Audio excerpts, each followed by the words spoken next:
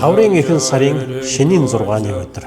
За энэ өдөр маань Бурхан багш ирээд товлгаан үзүүлсэнийг түүний хойд өдөр Лизажи нар тахилын хэрэгүүдийг бэлдээд ялж төгснөгдсөн Бурхан нөхөд сэлтийг заалсанд тэр өдөр нь Бурхан тэдгээр хамаг нөхдийг нэгэн сэтгснийг мэдхүү адистад өгөв.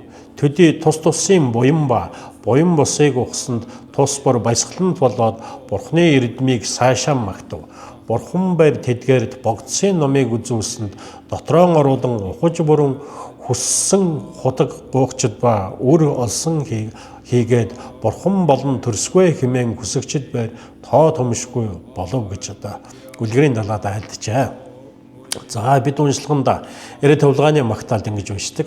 Гарзаа гава невар лезаж шалсаа солно хорнон панцун сэм шэшин араншин гарна лайтан бис эчээ дадвар залаа чанцаалаа. За Монгол орчуулгын цагаан зүгийн 2 дугаар ялгуулсан цаглашгүй дахил лезажи өргөхөд идээ гүнцэг сайтар зооглоод их баг шавнар бүгдээр харилцсан бусдын сэтгэлийг мэдэж хар цагаан үүлийн үрийг үзээд итгэл сэтгэл машид сүсгэлэн ихэд машид магтан зохиосонд мөргмөө гэж.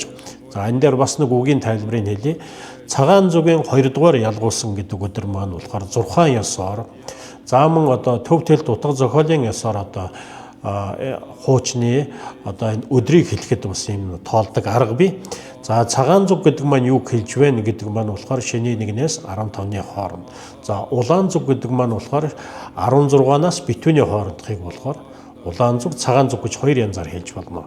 За баясгалан гэж ингэж хэлж байгаа нь юу вэ гэхээр өдрийг сард байгаа 30 хоногийг 5 өдрөөр ингэж давтаж ингэж хэлэх тохиолдол байдаг. Тэгэхээр шөнийн 1-ээс 15 хооронд болохоор энэ янзаар хэлэх юм бол 3 удаа давтагдах. За 16-наас битүүний хооронд мөн 3 удаа давтагдах.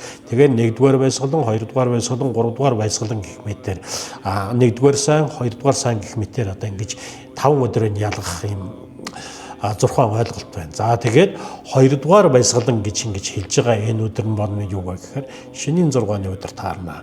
Цагаан зүг гэж байгаа болохоор юу хоёр шөнийн 1-ний эхэндээр таарна. Хэрвээ улаан зүг гэж ингэж хэлсэн байх юм бол энэ 15-наас хойш өдөр таардаг. За ийм байна. За энэ өдөр маань Бурхан багш шавн нөхөд сэлтийг Лизажи нар гэдэг болохоор тэр нутгийн тахилын өглөгийн эзэд идээ зааган гэж өргөжээ. За энэ өдөр Бурхан багш тэнд хуран цугларсан хүм болгон биесийнхаа сэтгэлийг далдыг мэдэх илт мэдлийг ингэж хүм болгонд сойрхсон юм ирээд товлгаан үзүүлсэн байна. Тэгэхээр тэр өдөр ирсэн хүм болгон бусдын сэтгэлдээ бодож байгаа сайн муу бүх зүйлүүдийг нь мэдэх тийм ирээд товлгааныг үзүүлсэн байдаг.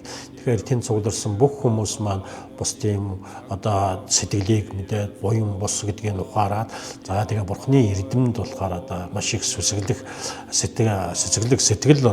төрөөд за Бурханы үзүүлсэн номын ёсоор бүгдээ тэгээд үзээд аль хүссэн хэрэг бүхнээ бүтээж сайхан ирээд үзсэн гэж ингэж альджээ.